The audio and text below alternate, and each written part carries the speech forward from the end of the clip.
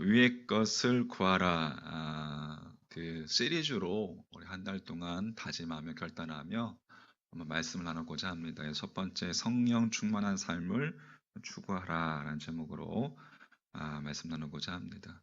지난주에 우리가 2021년 새해를 시작하면서 우리 교회, 예수 따라가는 교회 표어를 골로새서 3장 말씀을 토대로 해서 위의 것을 구하고 찾고 위의 것을 생각하고 위의 것을 실천하는 교회로 이렇게 정했습니다. 한번 따라서 해볼까요? 위의 것을 찾고 위의 것을 생각하고 위의 것을 실천하는 교회. 아멘. 자, 한번 주먹 쥐고 표어는 주먹을 쥐고 자, 우리 가정에서 다 같이 한번 크게 한번 위의 것을 찾고 위의 것을 생각하고 위의 것을 실천하는 교회. 아멘. 예. 그래서 골로새서 3장 1절 2절 말씀에 그러므로 너희가 그리스도와 함께 다시 살리심을 받았으면 위의 것을 찾아라. 거기는 그리스도께서 하나님 우편에 앉아 계시니라. 위의 것을 생각하고 땅의 것을 생각하지 말라. 말씀을 토대로 그렇게 표어를 정했습니다. 참된 신앙생활이라는 것은 그렇죠? 우리가 우선적으로 위를 바라보고 위의 것을 구하고 찾고 생각하고 실천하는 것이죠. 광야 40년 동안 이스라엘 백성들이 하나님께서 인도해 주심을 따라서 그들이 얼마나 멈추어 있던지 간에 광야에서 또 얼마나 빨리 움직이든지 간에 그들이 이의를 제기하지 않고 하나님의 말씀 앞에 순종했습니다. 어떠한 경우든 위에 계신 하나님께서 자신들을 위해서 결정해 주신 또 계획해 놓으신 것을 믿고 그것이 최상이라는 것을 믿고 결국 이스라엘 백성들이 약속의 땅 가나안에 입성하기 전 하나님께서 40년 동안 그들을 광야에서 훈련시켜셨죠. 그렇게 훈련하신 것은 그들의 중심이 그들의 마음이 심령이 위를 향하도록 해주시기 위함인 것이었습니다. 인간의 중심이 위를 향할 때만 우리의 마음이 위를 향할 때만 위에서 부어주시는 하나님의 은총 속에서 어떠한 상황이든 어떠한 우리가 여건에 처하든 진정한 믿음의 사람으로 살아갈 수 있는 것입니다. 고로 참된 그리스도인은 언제 어디서나 그 마음이 그 중심이 하나님을 향한 자, 하나님을 바라보고 하나님의 계신 위를 바라보는 사람. 그래서 참된 교회도 그 중심이 위를 향한 사람들의 모임, 그게 참된 교회다라고 우리가 함께 말씀을 나누었습니다. 소망하기는 2021년 그렇게 우리 교회가 위의 것을 찾고 위의 것을 생각하고 위의 것을 실천하는 교회가 되기를 간절히 소망합니다.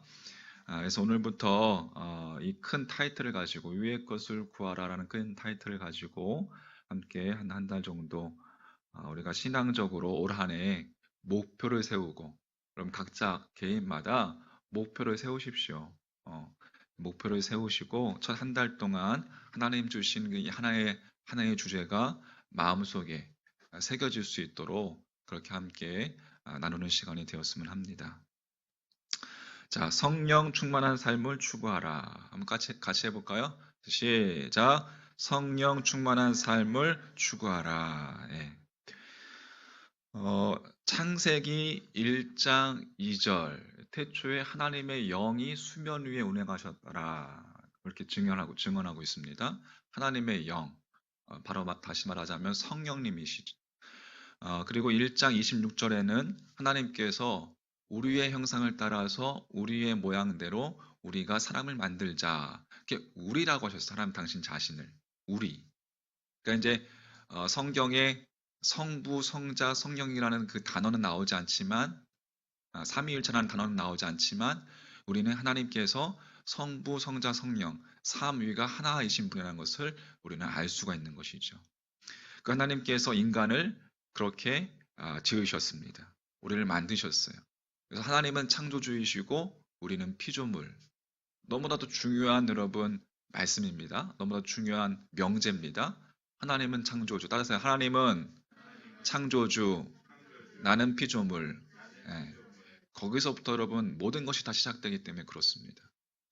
구약 성경에 요셉은 이집트 바로의 꿈을 하나님의 영, 성령의 감동으로 해석했습니다. 창세기 41장에 나오는데 우리 요즘에 창세기 통독하시는 분들 이렇게 한번 나중에 살펴보십시오. 또 모세와 여호수아 역시 이 성령님의 도우심 속에서 출애굽과 또 가나안 정복의 역사를 이룰 수 있었습니다. 또 신약 성경에 보면 마리아가 동정녀의 몸으로 처녀의 몸으로 그 예수 그리스도를 잉태한 것도 성령님께서 하신 역사였습니다. 자, 이처럼 특별히 오늘 사도행전 말씀 읽었는데 오순절날 성령 강림 오순절 성령 강림 이전에도 성령님께서는 이 땅에서 인간의 삶 속에서 역사하고 계셨다는 사실을 우리는 성경을 통해서 알 수가 있습니다. 자, 그럼에도 오순절날 이 성령 강림이 중요한 것은 인간을 구원하시기 위한 예수님의 죽음과 부활 그리고 승천의 결과로 이루어진 일이기 때문에 그렇습니다. 할렐루야. 잘 따라오십시오. 예수님을 통해서 인간을 구원하시려는 하나님의 섭리가 이 성령 강림 사건으로 완결되면서 자, 본격적인 교회의 시대가 시작이 된 거예요. 오순절 성령 강림은 특정 개인에게 임한 사건이 아니었고 공동체에 임한 사건이었습니다. 함께 모여서 기도하던 사도들과 또 함께 모여서 기도하던 그 성도들의 그 무리 120 문도라고 하죠. 그 공동체에 임한 공동체적인 사건이었고 그 공동체가 신약 최초의 교회로서 교회의 역사가 성령 강림과 더불어서 시작이 된 것입니다. 자, 오늘 읽진 않았지만 사도행전 1장 5절 말씀 한번 보세요. 자, 사도행전 1장 5절 말씀에 보면 요한은 물로 세례를 베풀었으나 너희는 몇 날이 못되어 무엇으로? 성령으로 세례를 받으리라. 성령으로 세례를 받으리라. 그러니까 성령 세례가 곧 오순절 성령 강림이었습니다. 그러니까 교회는 성령 세례를 받은 사람들의 공동체라는 거예요. 그 성령 세례에 대해서 본문은 다음과 같이 증언하고 있어요. 오늘 2장 2절 말씀, 2절, 3절, 4절 말씀. 자, 호련히 하늘로부터 한번 다 성경책을 보십시오. 예, 말씀 될 수 있으면 PPT를 안 하고 우리 같이 보면서 2절부터 자, 제가 읽어보겠습니다. 호련히 하늘로부터 극하고 급하고 강한 바람 같은 소리가 있어 그들이 앉은 온 집에 가득하며 마치 불의 혀처럼 갈라지는 것들이 그들에게 보여 각 사람 위에 하나씩 임하여 있더니 그들이 다 성령의 충만함을 받고 성령이 말하게 하심을 따라 다른 언어들로 말하기를 시작하니라. 그러니까 성령님께서 임하실 때에 급하고 강한 바람 같은 소리가 들렸고 불의 혀처럼 갈라지는 것들이 보였다라고 그렇게 증언하고 있습니다. 같은, 처럼 이것은 뭐예요? 비유죠? 비유법? 맞나? 비유법. 그러니까 이것이 성령이다라고 당정한 것이 아니라 성령님께서 임하실 때에 그곳에 있던 성도들의 주관적인 체험이었고 느낌이었다는 것이죠. 급하고 강한 바람 같은 불의 혀처럼 예수님께서 신약 성경의 공생애를 시작하기 전에 세례 요한으로부터 세례를 받으시고 올라오실 때 성령님께서 임하셨죠. 하늘이 열리고 하나님의 성령이 신약 성경에 보면 비둘기 같이 임했다. 비둘기 같이 내려서 예수님 위에 임하심을 그렇게 기록하고 있습니다. 그러니까 예수님의 장면은 비둘기 같은 임함이었습니다. 그러니까 동일한 성령님이신데 제자들과 또 초대교회 교인들과 또 예수님의 체험은 다 제각기 달리 보였습니다. 무슨 이야기를 하고 싶은 것이냐면 성령님께서 임하실 때에 급하고 강한 바람 같은 것이냐 또뭐 불의 혀처럼 갈라지는 것들이냐, 뭐 비둘기 같이 그런 임했느냐, 이것을 따지는 게 중요한 게 아니라 그것은 지극히 주관적이고 개인적인 느낌과 경험이기 때문에 그것을 따지는 게 중요한 것이 아니라 성령님께서 임하실 때 우리에게 각자의 느낌이나 체험은 다 다르지만 우리에게 나타나는 공통적인 결과가 있다는 거예요. 우리에게 나타나는 성령님께서 임하실 때 성령이 사람이 되면 우리에게 나타나는 공통적인 결과는 성령 충만한 삶을 사는 것입니다. 할렐루야. 초대교회 교인들이 성령 세례를 받음과 동시에 성령 충만한 삶을 산 것은 누구도 부정할 수 없는 객관적인 사실이기 때문에 그렇습니다. 성령 세례와 성령 충만을 여러분 구분하셔야 하는데 이렇게 생각하면 됩니다. 결혼과 사랑의 관계와 같은 것입니다. 결혼은 배우자와 한번 행하는 예식이죠. 하지만 그 결혼만 한다고 해서 그 결혼 생활이 저절로 이루어지는 것은 아닙니다. 저절로 사랑이 깊어지는 것은 아니죠. 결혼을 했기 때문에 아름다운 가정을 이루기 위해서 매일 더 깊이 사랑해야 하고 날마다 사랑의 훈련을 해야 합니다. 그죠? 우리가 서로 싸우면서 배워가잖아요. 다 똑같을 거예요. 저희 집안만 그런 것이 아니라 비슷할 거예요. 성령 세례와 성령 충만도 그와 같은 거예요. 결혼식 때 어떠한 이들은 한복을 입을 수도 있고 어떠한 사람들은 뭐 이렇게 양복을 입을 수도 있고 또 장소도 어떤 사람들은 예식장일 수도 있고 어떤 사람들은 교회일 수도 있고 예배당일 수도 있고 그러니까 결혼 그 당사자들의 취향과 가치관에 따라서 예복과 예식장 등은 다 달라질 수 있습니다. 며칠 전에 우리 누가 결혼했다고 했었는데 온라인으로 이번에 온라인으로 뭐 이렇게 진행한다 온라인으로 결혼식장 갈 수 없으니까 성령 세례도 마찬가지. 그러니까 어떠한 이들은 불같은 성령 세례를 받을 수 있고 어떤 이들은 비둘기같이 온유하게 성령 세례를 받을 수도 있다는 거예요. 그러니까 자신에게 성령님이 임하셨음을 느끼거나 때로는 깨닫지 못할 수도 있습니다. 그러니까 형식 및 방법은 다 다르지만 본질은 같다라는 거예요. 본질은 하나. 즉 고린도전서 12장 3절 말씀에 보면 그러므로 내가 너희에게 알리노니 하나님의 영으로 말하는 자는 누구든지 예수를 저주할 자라 하지 아니하고 또 성령으로 아니하고는 누구든지 예수를 주시라 할 수 없느니라. 그러니까 우리가 성령님이 임했는지 안 임했는지 우리가 느낄 수도 없을 수도 있지만 우리가 예수님을 우리의 구주로 주로 고백할 수 있는 것은 고백한다면 그것은 예수님을 구원자로 믿을 수 있는 것은 고백할 수 있는 것은 성령님이 우리 안에 있다는 증거인 것입니다. 할렐루야. 우리 안에 임하셨기 때문에 성령으로 아니하고는 누구든지 예수를 주시라 할 수 없느니라. 이렇게 성령 세례를 받은 사람들에게 남은 것은 고로 날마다 성령 충만한 삶을 추구하는 거야. 사는 거야. 지속적으로 이어갈 수 있도록 사랑의 훈련을 하는 것처럼 성령 세례를 받은 사람이 성령 충만한 삶으로 지속적으로 이어갈 수 있도록 성령 충만한 삶을 추구하고 훈련되어져야 한다는 것입니다. 할렐루야. 그러면 성령 충만한 삶은 무엇일까? 결혼한 부부와 그렇게 서로 사랑하면서 함께 살듯이 다시 말해서 성령님과 함께 사는 거예요. 바꿔 말해서 내게 임하신 그 성령님의 인도하심 속에서 사는 거예요.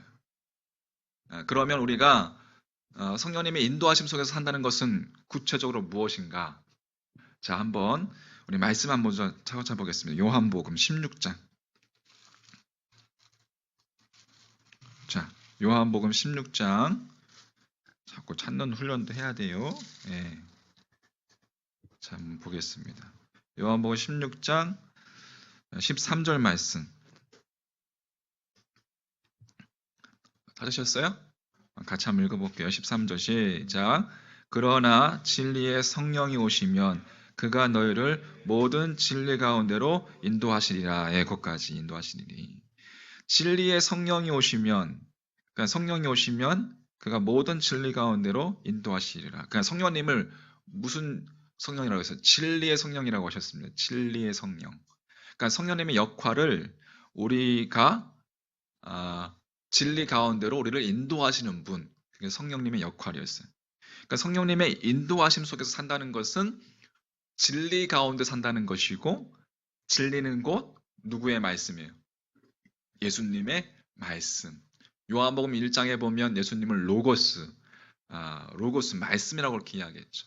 그러니까 로고스가 곧 바로 진리이기 때문에 예수님과 함께 사는 것, 예수님의 멍에를 메고 예수님께 배우는 것, 그게 진리의 성령님의 인도하심을 따라 사는 삶인 거예요. 할렐루야. 자, 마태복음 11장 28절. 마태복음 11장 28절 말씀. 말씀이 달콤해지시길 소망합니다. 자, 28절, 마태복음 11장 28절 시작. 수고하고 무거운 짐진 자들아 다 내게로 오라. 내가 너희를 쉬게 하리라. 아멘. 주님께서 당신께로 오라 하십니다. 그러면 주님 당신께서 무엇을 주신다고요? 너희로 하여금 쉬게 하리라 라고 말씀하셨어요. 자, 그러면서 그 쉼을 얻는 방법에 대해서 그 다음 절에서 이야기합니다. 29절 말씀.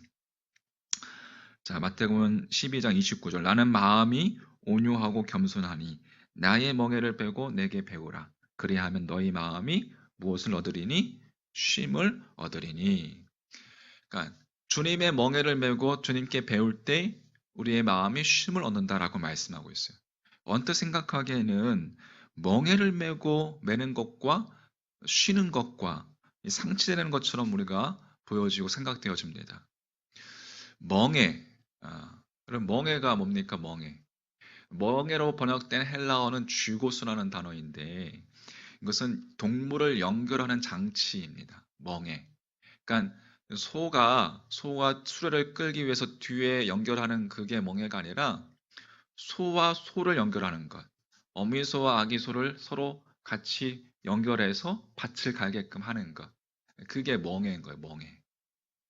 그러니까 다시 말해서 멍에를 메고 소가 밭을 가는 것처럼 예수님의 멍에, 예수님과 같이 따라가며 밭을 가는 법을 배우는 것을 이야기하는 거예요.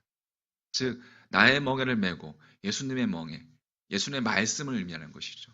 주님의 말씀을 예수님과 동행하면서 배우는 것이. 그게 나의 멍에를 베고 내게 배우라 라고 하세요. 그러면 뭘 얻는다? 쉼을 얻는다. 쉼, 아나파오시스, 헬라어 아나파오시스라는 것은 이 쉼이라는 것, 성경이 이야기하는 우리의 쉼이라는 것은 인간이 하던 일을 중단하는 거예요.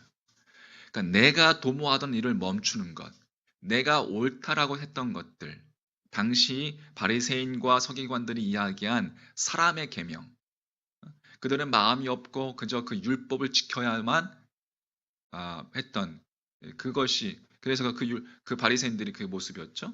그래서 오늘날도 바리새인들은 막 그 그러니까 그 안식일날 하지 못하는 일들이 몇백 가지 있죠. 엘리베이터도 안식일날은 이렇게 움직일 수 없기 때문에 구분해 놨어요.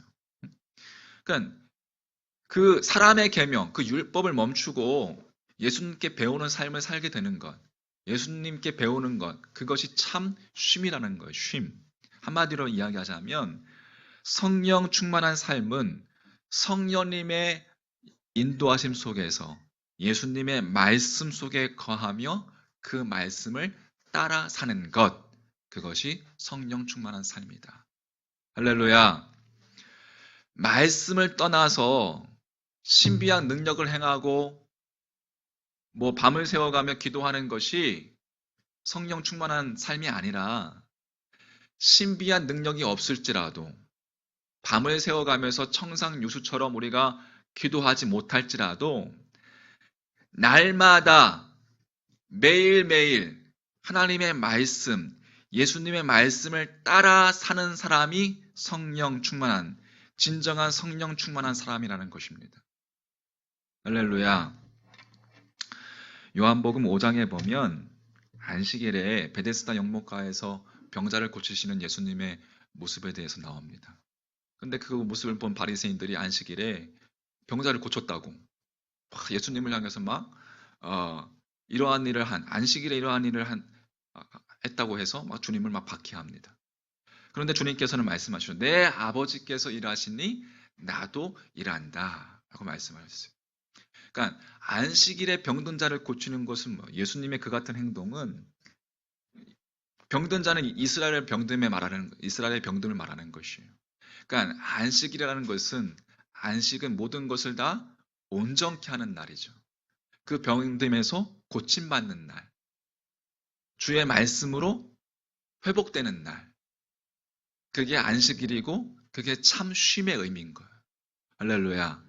그러니까 오늘 안식일, 주님의 날, 주의 말씀 안에 거하며 온전케 되는 것, 그게 쉼이라는 거예요. 할렐루야. 그러니까 우리가 신령과 진정으로 해서 예배를 드리는 거예요. 그것이 안식의 본질이고 쉼의 본질이라는 것입니다. 그러니까 따라서 우리가 수고하고 무거운 짐진 자들아 다 내게로 오라. 내가 너희를 쉬게 하리라 라는 말씀은 인간의 가치관, 인간의 철학, 인간의 율법, 인간의 계명, 인간의 인간의 방식을 다 내려놓고 주님께 배우라라는 것이. 주님의 말씀을 배우고 주님의 말씀의 본질이 내 안에서 온전케 될 때에 쉼, 참 안식을 얻게 되는 것입니다. 할렐루야.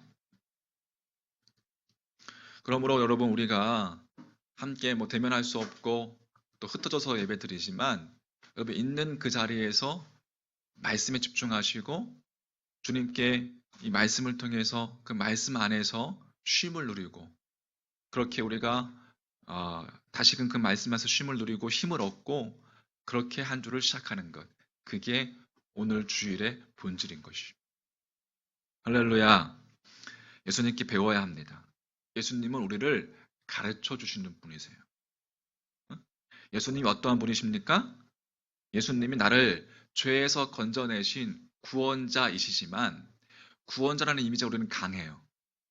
구원이라는 것은 무엇이에요, 여러분? 구원. 십자가상에서 내 죄를 도말하신 그 자체가 십자가에서 대속죄물 되신 그 자체가 진리를 증언하신 거예요. 그 진리를 가르쳐 주신 거란 말이에요. 자, 요한복음 한 구절 더 찾아보겠습니다. 자, 요한복음 8장 32절 말씀. 말씀이 여러분 달콤합니다. 맛있습니다. 8장 32절 같이 시작. 진리를 알지니 진리가 너희를 자유케 하느니라. 아멘. 36절 시작. 그러므로 아들이 너희를 자유롭게 하면 너희가 참으로 자유로우리라. 아멘. 그러니까 진리를 알지니 진리가 자유케 한다. 진리는 로고스, 주님, 예수 그리스도. 아들이 너희를 자유롭게 하면 너희가 참으로 자유하리라. 그러니까 아들이 너희를 자유케 하면 예수님이 자유케 하신다는 것이고 예수님이 바로 진리이시고 그 진리인 예수님을 알면 자유케 된다는 거예요. 이것이 구원입니다. 예수님을 알면 자유케 되는 것. 그게 구원입니다. 십자가 사건으로 우리를 죄에서 자유롭게 하셨다라는 거예요. 즉 진리가 우리를 자유케 하셨다는 것. 할렐루야. 믿음은 그래서 아는 것이에요. 믿음은 아는 거예요. 주님을 아는 거예요. 자, 정리해 보겠습니다. 성령님은 진리의 영이시고 우리를 진리 자체이신 예수님의 말씀 속으로 인도하시는 분이시다. 자, 부활하신 주님께서 제자들에게 당신의 숨을 내쉬며 호흡을 내쉬며 성령을 받아라 라고 하셨어요. 그러니까 성령 충만한 삶을 사는 것은 예수님의 호흡, 주님의 생명으로 사는 것이고 주님의 생명은 뭐예요? 주님의 말씀인 거예요. 그러니까 주님의 말씀으로 우리는 살아야 돼요. 그리스도인은 무엇으로 살아야 돼요? 주님의 말씀으로 살아야 된단 말이에요. 매일매일, 날마다. 여러분 말씀 있으세요? 말씀이 여러분 마음속에 있으십니까? 매일매일 나에게 주시는 말씀이 내 마음속에 있습니까?